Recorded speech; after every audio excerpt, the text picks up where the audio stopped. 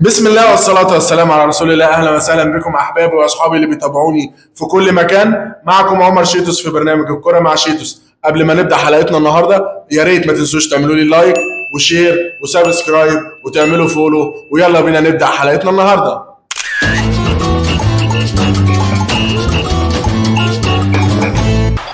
كرة مع شيتوس. موضوع حلقتنا النهارده بخصوص لقاء القمه بعد انسحاب النادي الاهلي امام نادي الزمالك، وتم تاجيل قرار لجنه التظلمات لتاني مره على التوالي لموعد يوم 15 مايو. اشمعنى يوم 15 مايو؟ عشان ساعتها هيكون اتلعب مباراه نادي الزمالك ونادي بيراميدز اللي هي متحدد لها ميعاد يوم 13 مايو، فطبعا ساعتها هيكون الاريحيه وهيكون ساعتها الدوري اتحدد بنسبه 90% اذا كان بيراميدز مكمل في المنافسه ولا اتحسم لنادي الاهلي. عشان كده تعرفوا ان اللوائح ما بتطبقش على النادي الاهلي، وتعرفوا ان اتحاد الكره والرابطه ولجنه التظلمات والدنيا كلها واقفه ورا النادي الاهلي، ومؤسسات الدوله كلها في ظهر النادي الاهلي. هتقول لي اشمعنى ليه بتقول كده؟ اقول لكم تعالوا نشوف القنوات كانت بتتكلم ازاي والدنيا كلها كانت بتتكلم ازاي ساعه لما نادي الزمالك انسحب من لقاء القمه امام نادي الاهلي، وشوفوا الدنيا كلها اتكلمت ازاي، وشوفوا اتطبق اللوائح على نادي الزمالك ولا لا، واتخصم منه 6 نقاط. تعالوا نشوف ايه اللي حصل مع الزمالك ساعه لما انسحب ونرجع مع بعض تاني.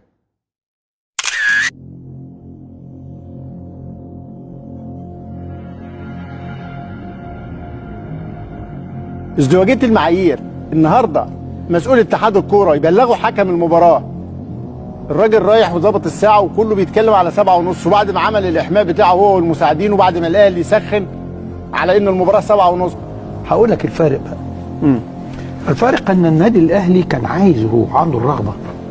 اللعيبه خرجت من الابواب الخلفيه وراحوا كل 2-3 في تاكس.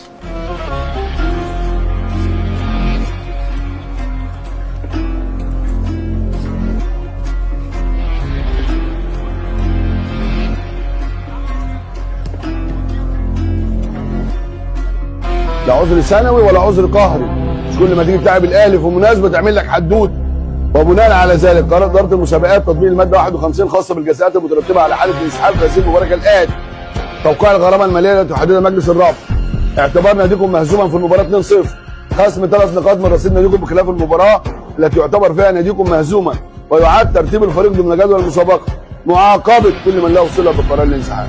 واربعه دي جامده. الكوميديا السوداء عنوان يلخص احداث الاسبوع الاخير. فبينما الوسط الفني ينتفض للتطهير، الوسط الرياضي يرقص. الدنيا مولعه نار، واتحاد الكره المصري المحترم صبر على نادي الزمالك لحد ما بعت له خطاب رسمي، بعت له جواب الصبح قال له يا نادي الزمالك يا كبير يا موقر يا محترم يا اللي بنعتبرك احد القطبين الكبيرين في الكره المصريه، خلي بالك انك انت النهارده مفترض تكون سافرت، ما سافرتش قول لنا انت مشارك ولا مش مشارك في البطوله، لو انت مش مشارك عرفنا. لانه ما حدث في هامش القمه 120، القمه اللي اتلعبت في الاتوبيس، هيذكر تاريخ مصر الكروي وهيذكر تاريخ الرياضه المصريه انه ديربي الاهلي والزمالك احد اهم الدربيات. القمه 120 منه ظلت مرتبطه او مربوطه الكوره فيها في الاتوبيس. كلامك كله محترم، بس في النهايه في لوائح هتطبق. هل ينفع ان حضرتك تطلع وتقول انه لو ده ما حصلش وما اتحلتش انا هنسحب؟ هل لغه الانسحاب اصبحت اللغه الرسميه لمجلس اداره نادي الزمالك؟ انت تختار، انت مش عايز تروح اصلا الملعب، خلاص. انا بتكلم على منظر بلدي يا كابتن سيف، في مباراه انا بتكلم على منظر بلدي. انسحب نادي الزمالك من امام النادي الاهلي في المباراه المؤجله من الاسبوع الرابع. هنجيب بقى لحضراتكم اللوائح والمواضيع والدنيا هتمشي ازاي خلال الفتره القادمه. اذا تم تطبيق هذه اللوائح ممكن يخافوا برضو ما يطبقوهاش خلال الفتره القادمه. في فريق الاهلي والحكام في الاستاد القاهره، مالهم بقى دول؟ منتظرين نادي الزمالك يروح. طب هو فريق الزمالك لسه ما راحش؟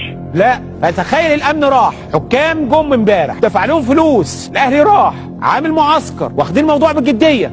حكم المباراه صفر بعدم وجود نادي الزمالك، لم يصل، وبالتالي انسحاب نادي الزمالك. اللائحه هنا واضح، خصم 6 نقاط من نادي الزمالك. بلاش نستخف بعقول الناس، نتعامل باحترافيه. مش عايز العب اقول مش هلعب، هروح يبقى هروح، لكن انا في الطريق والاتوبيس عطل وكوبري اكتوبر وانزل اعمل المحضر واثبت حالا، يعني بلاش. لما انت انسحبت في الدور الثاني كنت خايف، ما انت كنت بنفس الفكره. ورجعنا مع بعض بعد ما شفنا ازاي الاعلام تداول موضوع انسحاب نادي الزمالك امام النادي الاهلي، وازاي غطى الحدث المباراه قبل وبعد، وزي ما شفنا اتحاد الكره والرابطه ازاي اتخذوا القرار بخصم 6 نقاط من نادي الزمالك، 3 نقاط المباراه و3 نقاط نهايه السيزون بدون تطويل وبدون تأجيل. علشان كده في ازدواجية في معايير اتخاذ القرار في مصر. علشان اثبت لكم كلامي تعالوا نطلع نشوف الاعلام واتحاد الكرة والرابطة ازاي غطوا حدث انسحاب النادي الاهلي امام نادي الزمالك. نطلع نشوف ونرجع مع بعض تاني. يلا بينا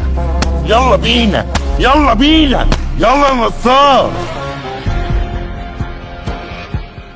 بصوا، ده اقوى قرار خده الكابتن محمود الخطيب، ده اقوى قرار خده مجلس الاداره. الاهلي يعيد منظومه كره القدم الى صوابها. الاهلي يرفض الفوضى وتوجيه الدوري. الاهلي يرفض باقه المستثمر عاوز بطوله، يقول له لا ده انا زملكاوي نص وهنحط لك الحكم اللي انت بتحبه عشان يكسبك الماتش ونوقع الاهلي وندي الدوري لبيراميدز. خلاص ادوا له الدوري، ادوا له الدوري. الاهلي مش هيرجع في كلامه.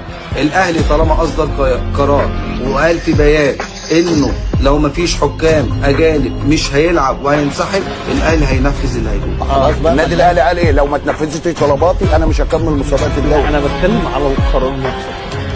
هنا انت كنت شايف ليه الظروف مختلفه يا اسلام؟ ايه الظروف ما انت عايز طبقا للائحه ان انا بطالب ان ماتش القمه، وحتى لو كان الزمالك بعيد عن المنافسه لكن الاهلي عاوز حكام اجانب. وفي الاخر ما عندناش قمه التعب النهارده. مين بيحكم كره القدم في مصر؟ منظومه فيها فوضى. ايوه في فوضى محتاجه انضباط، ضبط وربط. طبعا محتاجه. ايه الحكايه؟ ايه الخلاف اللي ما بين الرابطه والاتحاد المصري لكره القدم؟ يسطر تاريخ ان الخسران هو الكره المصريه دائما وابدا بغض النظر. عملها مجلس اداره النادي الاهلي وانتصر للنظام. اللي انا عايز ااكده لحضراتكم ان كل واحد بيقف قدام مهامه. ليه؟ وبعدين الناس كلها بتشتكي. واحنا في النهايه ما بنوجهش اللوم لحد، لا اتحاد الكوره ولا الرابطه ولا اداره الاهلي. وانتصر للعداله. كل واحد بيدير، كل واحد بيعمل اقصى ما عنده. وانتصر للرغبه في تطوير مسابقاتنا ووقف حاسمه وحاده مع الفوضى اللي حصلت. وشايف ان هي دي الصالح العام من وجهه نظره. وكل الناس دلوقتي بتقول لك طبقوا، وكل الناس بتقول لك عايزين حكام مجاني، كل الناس بتقول لك غير التحكيم، لكن ساعه الجد بمباركه الاطراف المستفيده انت ما بتعملش كده. ورجعنا مع بعض بعد ما شفنا ازاي الاعلام تداول موضوع انسحاب النادي الاهلي امام نادي الزمالك، وازاي غطوا احداث المباراه، وازاي الاعلام كان بيدافع عن القرارات اللي اتخذتها اداره النادي الاهلي بالانسحاب امام نادي الزمالك في مباراه القمه، مع انه من اسوأ القرارات اللي اتخذتها اداره الاهلي، مع انهم كانوا المفروض ان هم يلعبوا المباراه وكانوا بنسبه كبيره كان ممكن يكسبوا، كان ممكن يتعادلوا وهيفضلوا منافسين في الدوري، لكن اداره الاهلي من اسوأ القرارات اللي اتخذتها. علشان كده في ازدواجيه في اتخاذ القرار، بيطبقوا اللوائح على نادي ونادي لا. تعالوا نطلع نشوف اخر فيديو ونرجع مع بعض تاني. تطيب لي ان اتوجه بالتهنئه للنادي الاهلي على الفوز بالدوري المصري في هذا الموسم. بعض الناس هيقولوا لي بدري، لا مش بدري، الاهلي خد الدوري. والغريب يا ساده ان تشعر انه هذه الحياه وهذا الكون بيتحرك دائما من اجل ان الاهلي ياخد الدوري، يعني تحدث اشياء غريبه جدا ان الاهلي ياخد الدوري. رابطة الأندية جعلت من الدوري المصري مسرحية يجب أن يكون بطلها دائما واحد. اللائحة تنص على أن الفريق المنسحب يخصم منه 3 نقاط ويعتبر خاسر، ويتم تطبيقها على الجميع عدا الأهلي كي ينام الشعب مبسوط. حاول المسؤولين عن الكرة المصرية إنقاذ موسم الأهلي الصفري. وده كان موضوع حلقتنا النهارده. يا ريت اللي بيتابعني من كل مكان اذا كان اهلاوي او زملكاوي ما يبخلش عليا ويعمل لي لايك وشير وسبسكرايب وفولو. ويا ريت تكون الحلقه عجبتكم النهارده. حابب قبل ما اختم حلقتي اقول ان نادي الزمالك اكبر قلعه رياضيه في مصر. نادي الزمالك اكبر قلعه رياضيه في مصر. ومع السلام عليكم ورحمه الله وبركاته. الزمالك يبقى زمالك، ما عندوش فلوس هو الزمالك، ما عندوش مسؤولين هو الزمالك، مشكلة مسؤولين وإدارة هو الزمالك. جمهوره لم يتخلى عليه يوما، لم يتركه أبدا في الصعوبات.